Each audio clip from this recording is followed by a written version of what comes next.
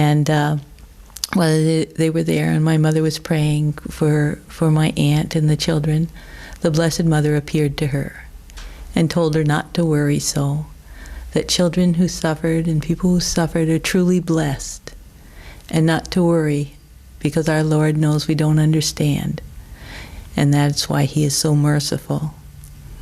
And she said some other things, but they were happy messages. And my mother went away feeling so pleased. She couldn't wait to tell my aunt not to worry so, because the children were truly blessed. And so, as it turns out, after we were in Athens, my father got stationed to the Pentagon in Washington, and Father Deutsch was sent to Catholic University here. And at the time, Father Deutsch hadn't known that much about Ephesus, about St. John taking the Blessed Mother to Ephesus. So he did a lot of research and wrote the book, Our Lady of Ephesus. And in the last chapter of that book was my mother's story. And she remained anonymous for all the years.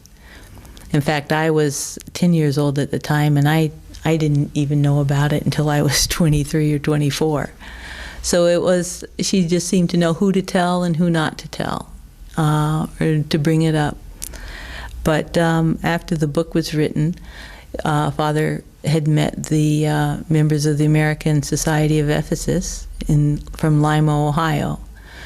George Quatman had set up a fund, and they were restoring St. John's Basilica in Ephesus, the double church of Mary, which is the first church ever dedicated to Our Lady of the Blessed Mother in the world, actually.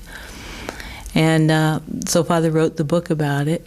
And the Ephesus Society had read the last chapter in Father's book and had read the description that my mother had given in that last chapter. And they called Father Deutsch and asked him if he would ask whoever wrote the last chapter if they would have a holy card made, if they could get an artist to do a painting from the vision, because in her description she describes the Blessed Mother so clearly. And they felt that the Blessed Mother must have wanted something for her to remember everything so clearly, and it was in the book that way. So Father called my mother, and we were actually retired at that time and living in Vermont, where we were originally from. And Father asked my mother if she would be willing to work with an artist and have a painting done.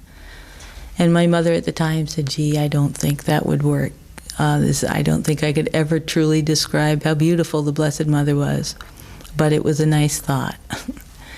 And Father said, "Well, you know, you've been anonymous all these years. I've had to speak for you for the last 14, 15 years, whatever." He said, "Why don't you get a hold of the Ephesus Society yourself and tell them that you'd rather not do that?"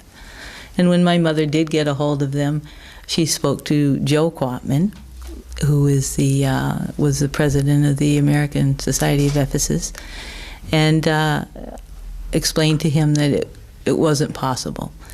And so he said if it ever happened that the circumstances came or they met an artist that would work with it, they would love to have it done. And through a long story and series of coincidences, they did find an artist by chance, and it took 2.5 to 3 years, and they did do the painting of Our Lady of Ephesus. And it has been hanging here at the Basilica for quite a few years now. I think maybe, not sure the exact date, I would say 1884, 85. It's been here at the Basilica. And when I was younger, when we lived in Washington, I was always asking my mother, because I knew she had a devotion. I didn't know the whole story, but I knew she had a great devotion to Our Lady of Ephesus.